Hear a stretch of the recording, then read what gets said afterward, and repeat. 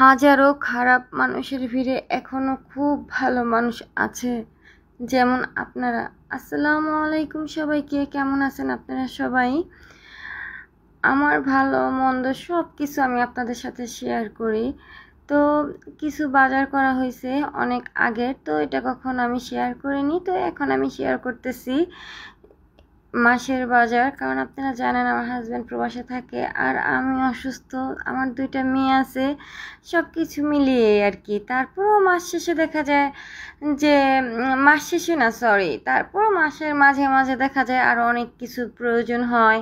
আর যেহেতু ঘরে দুইটা মেয়ে আছে, শুধু সংসারের বাজার করলে তো হবে না, মেয়েদেরও তো অনেক কিছুর প্রয়োজন হয়।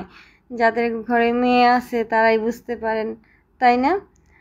তো দেখেন, আমি সব সময় আমি আপনাদের সব কাছে বলে আসছি, দেখেন, আমাকে যদি ভালো না লাগে আপনারা আমাকে ভিডিও দেখবেন না, কিন্তু বাজে কমেন্ট করেন না। আমি আগে কেন আসিনি, আমি সব সময় আমি এগুলা বলে গেছি যে আমি কেন আগে আসিনি আর এখন কেন আসছি। এই যে কথা বলতেছি আর আমি আপনাদের সাথে দেখাচ্ছি যে ডাল, নুডলস, তারপর হচ্ছে আর কি পাস্তা। আমার মেয়েরা আর কি এগুলা বেশি খায়, নুডলস, পাস্তা, তারপরে আর হ্যাঁ, বিছানা ক্লথ নিয়ে কথা বলবেন না, টেবিল ক্লথ ধোয়া হবে, এই জন্যই সব কিছু ওখানে রাখা ছিল, বলে নিলাম আবার একটু। তো দেখেন, আমি তো সবার কাছে প্রিয় হতে পারবো না, একটা মানুষ কখনোই হতে পারে না। দেখাচ্ছি জিরা, সব তরকারিতে জিরার প্রয়োজন হয়, তো সবার প্রিয় আমি হতে পারবো না, তাই বলে আমাকে কেউ আঘাত দিয়ে কথা বলবেন না। আমি অনেক আগে থেকে অ্যান্ড্রয়েড সেট চালাই, তখন ইচ্ছে করলে আমি অনেক কিছুই করতে পারতাম।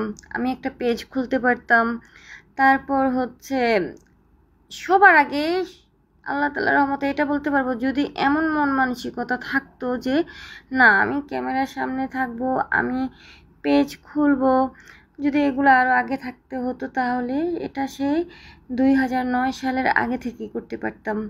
তো আমার ক্যান্সার, আমি ব্রেন স্ট্রোক করছি, আমার অনেক অনেক সমস্যা। আমার হাজব্যান্ড আমাকে বললাম না ছোটোবেলায় বিয়ে করে নিয়ে আসছে, হ্যাঁ সে বিয়ে করে নিয়ে আসছে, কিন্তু ছোটোবেলায় সেই রোগ থেকে এই পর্যন্ত সে আমার ট্রিটমেন্ট চালিয়ে যাচ্ছে, কোনো রকম কোনো তার বাধা নেই, বরঞ্চ আরও আমাকে ভালো রাখার সর্বোচ্চ চেষ্টা।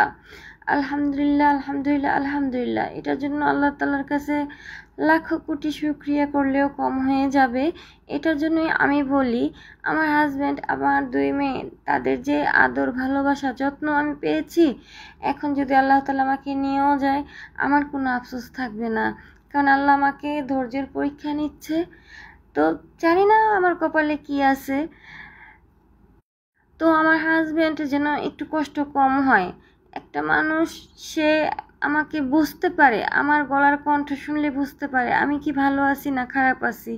অনেক সময় না আমি না ডক্টর কি বলে বলি না, তারপরে না শোনার পরে অনেক রাগ করে যে ডক্টর কি বলছে তুমি কেন আমাকে বলো নাই, হ্যাঁ এটা তো করতেই হবে, এই মেডিসিন তো আনতেই হবে, কেন এগুলো করলে না।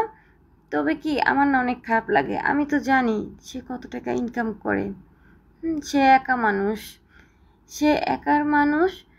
আর হচ্ছে দুই মেয়ের পড়াশোনা, ছোট মেয়ে সায়েন্স নিয়ে পড়াশোনা করলো, তারপর বড় মেয়ে ভার্সিটিতে পড়তেছে, মেয়েদেরও এক্সট্রা খরচ আছে, সব কিছু মিলিয়ে। আর আমার মাস শেষে লাখ টাকার মতো প্রায় ওষুধ লাগে।